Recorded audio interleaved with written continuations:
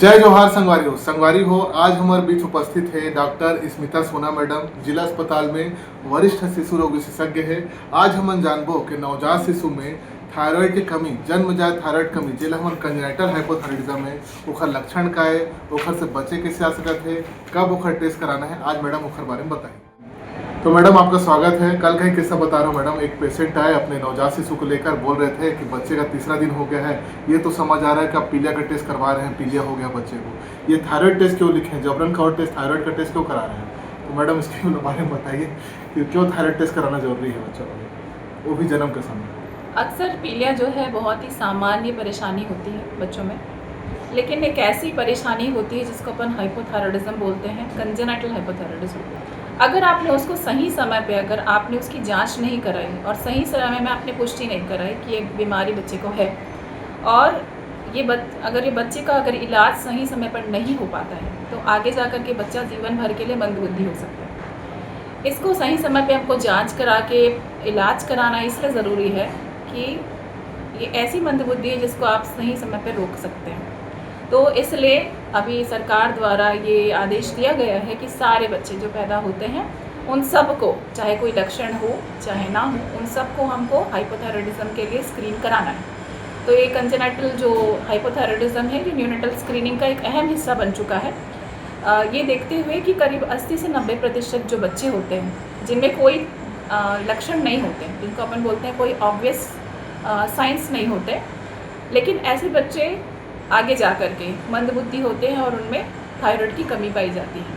तो अधिकतर जो थायराइड की कमी होती है, माँ अगर बराबर से नमक में आयोडीन की कमी हो जाती है, या फिर बच्चे का माँ के पेट में ही रहने के दौरान आयोडीन की कमी के कारण उसका जो थायराइड का जो ग्रंथि है वो बन नहीं पाता है, तो ये सबसे ज़्यादा अहम कारण होता है। अगर हमने इसको सही समय पे जांच करके इलाज कर लिया तो बच्चे का भविष्य बचाया जा सकता है। मैडम ये थायराइड के जांच कब कराना चाहिए, जन्म के बाद तुरंत करवा सकते हैं?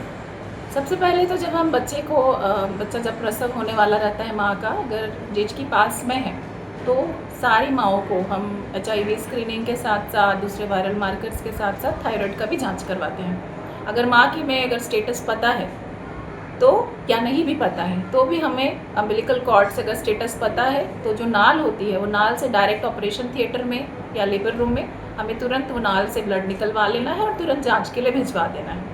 अगर स्टेटस नहीं पता है और अगर आप बाद में डिसाइड कर रहे हैं, अगर आपने अपनी सहमति नहीं दी जांच कराने के लिए, अगर आप सरकारी में करा रहे हैं, तो 72 घंटे बीतने के बाद हम ये जांच को करा सकते हैं। 72 घंटे बीतने से पहले अगर आप कराओगे तो जांच में गड़बड़ी आ सकती है, इसलिए गाइडलाइंस के अनुसार आप 72 घंटे के बाद ये जांच कराते हैं तो आपको सही तरीके से पता चल पाएगा कि बच्चे को थायरोक्सिन हार्मोन की कमी है कि नहीं है। और जैसे मैडम को टेस्ट नहीं करवाई है ना, पता नहीं चल पाई, और हो सका तो कंजेनिटल थायराइड हो गए, हाइपोथायराइडिज्म हो गए जो है, तो वो लड़का मन में 1 महीना की उम्र को लड़का तो का ऐसे लक्षण थे जो है जन्मजात थायराइड कमीला बताते हैं। अधिकतर जो छोटा बच्चा होता है वो हर 2-2, 3-3 घंटे से माँ का दूध मांगता है और हर बार रो रो के दूध पीने के लिए माँ से गुहार करता है। अगर ऐसा कोई बच्चा है जो लगातार सुस्त है, सो रहा है, उसको कोई बुखार नहीं है, कोई दूसरी बीमारियां नहीं है, दस्त नहीं, उल्टी नहीं, कोई दूसरे ऐसे संक्रमण के लक्षण नहीं है, लेकिन ऐसा बच्चा लगातार सो रहा है, पेट में सूजन दिखता है, या ऐसा बच्चा सुस्त पड़ के हमेशा लगातार नींद में, माँ हमेशा शिकायत करती है कि दूसरे बच्चे की तरह दूध पीने के बाद उठ के खेलता नहीं है, लगातार सोता रहता है, इसको उठाने पर भी उठता नहीं है, तो ऐसे बच्चों के लिए आपको देखना पड़ेगा। अगर लगातार लंबे समय के लिए उसको पी लिया है, 14 दिन के ऊपर अगर पी लिया है, तो भी हमको ये शक के दायरे में ऐसे बच्चे आते हैं, तो हमको ये सब बच्चों को देखना पड़ता है।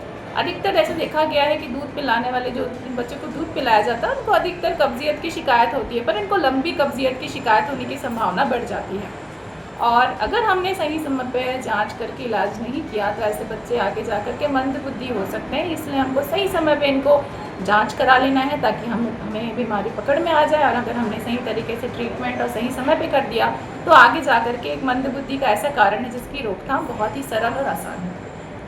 तो संगवारी हो, अपन समझ गए ना कि लड़का ला थायराइड कमी से होते जो मंदबुद्धि ओखर से बचाना है तो जन्म समय ओखर टेस्ट करवा लो, है ना। 72 घंटा के अंदर टेस्ट करवा सकत हो, जल्दी टेस्ट हो जी। मान लो कोई चीज़ टेस्ट पॉजिटिव आते है तो जल्दी ट्रीटमेंट चालू हो जी, और लड़का ला आगे थायराइड के कमी के लक्षण और मंदबुद्धि हो से बचाया सकत।